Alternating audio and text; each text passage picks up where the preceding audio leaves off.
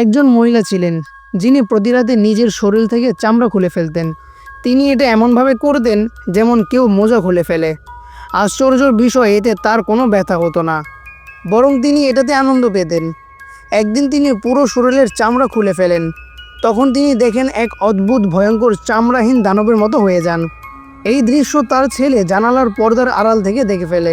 পরের দিন সকালে যখন মা ঘুম থেকে ওঠে, দেখে তার দুই ছেলে তাকে বিছানায় বেঁধে রেখেছে। তার মা খুব রেগে যায় এবং বিছানায় লাফাতে থাকে। সে বুঝতেই পারছিল না কেন তার ছেলেরা এমন করছে। পরে বড় ছেলে একটা বালতিতে ঠান্ডা পানি এনে তার গায়ে ঢেলে দেয়। ছেলেরা আগেই বুঝতে পারছিল তাদের মায়ের মধ্যে কিছু একটা অদ্ভুত পরিবর্তন এসেছে।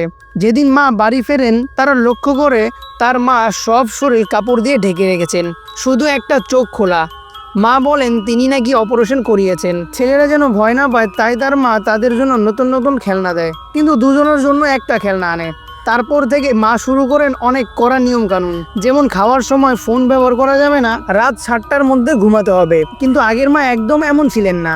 তিনি ছেলেদের সঙ্গে সিনেমা দেখতেন, গল্প বলতেন, হাসতেন। এখনকার মা একদম অচেনা। একদিন দুই ভাই খেলতে বের হলে মা হঠাৎ বড় ছেলেকে ধাক্কা দিয়ে ফেলে দেয়। তার হাত কেটে যায়, কিন্তু মা কোনো সাহায্য করে না। রাতে ভয়ে ছেলেটি বিছানাতে প্রস্রাব করে ফেলে। সে পরে দেখে মা একা কারো সঙ্গে কথা বলছে। সে লুকিয়ে শুনতে যায়, কিন্তু ভুল করে শব্দ করে ফেলে। মা টের পেয়ে যায়, সে ভান করে ঘুমিয়ে গেছে। তার মা শুধু তার দিকে তাকিয়ে চুপচাপ চলে যায়। এরপর দুই ভাই একটা ওয়াকিটকি বানিয়ে মার ঘরের কাছে লুকিয়ে রেখে দেয়, যাতে বুঝতে পারে মা কি করছে। তারা খোঁজাখুঁজি শুরু করে দেয়। এমন সময় মা ঘরে ঢুকে পড়ে।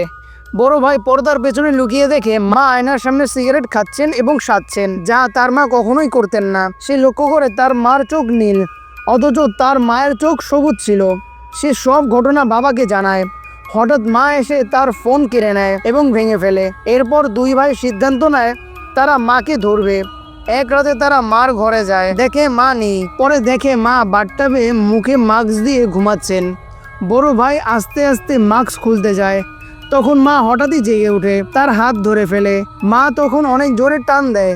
ভাই দৌড়ে নিজের ঘরে গিয়ে দরজা বন্ধ করে দেয়। মা তখন দরজা ভেঙে ঢুকে এবং তাকে পানিতে গোসল করিয়ে জোর করে বলো আমি তোমার মা। ছোট ভাই সব দেখে।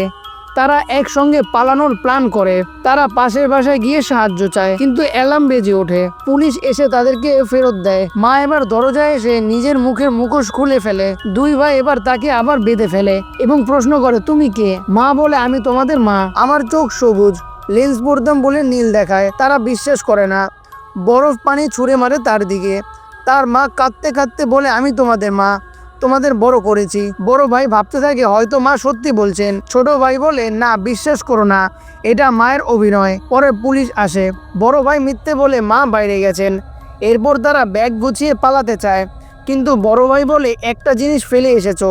সে গিয়ে দেখে মায়ের ব্যাগে সবুজ রঙের কন্ট্যাক্ট লেন্স আছে। মানে এই মহিলাটি সত্যি বলছে, অর্থাৎ এই মহিলাটি তার মা। ছোট ভাই সব মিথ্যে বলেছিল। বড় ভাই দৌড়ে গিয়ে মাকে ছাড়িয়ে নেয়। মা তাকে জড়িয়ে ধরে। তারা পুরনো এক ঘরে যায়। তার মা দেয়ালের দিকে দেখিয়ে কিছু বোঝায়। তখন বড় ভাই সবকিছু মনে করতে পারে। আসলে সে 1 বছর আগে খেলতে গিয়ে ছোট ভাইকে গুলি করে মেরে ফেলে। এরপর তার কল্পনায় ছোট ভাই বেঁচে ছিল। মা সার্জারি করে নতুনভাবে জীবন শুরু করতে চেয়েছিলেন, কিন্তু বড় ভাই ছোট ভাইয়ের কল্পনা থেকে বের হতে পারেনি। শেষে এসে ভুল করে মাকে আগুনে ফেলে দেয়। বাড়ি পুড়ে যায়। শেষ দৃশ্যে দেখা যায় বড় ভাই একা বসে আছে, কিন্তু কল্পনায় মা আর ভাইয়ের সঙ্গে কথা বলছে।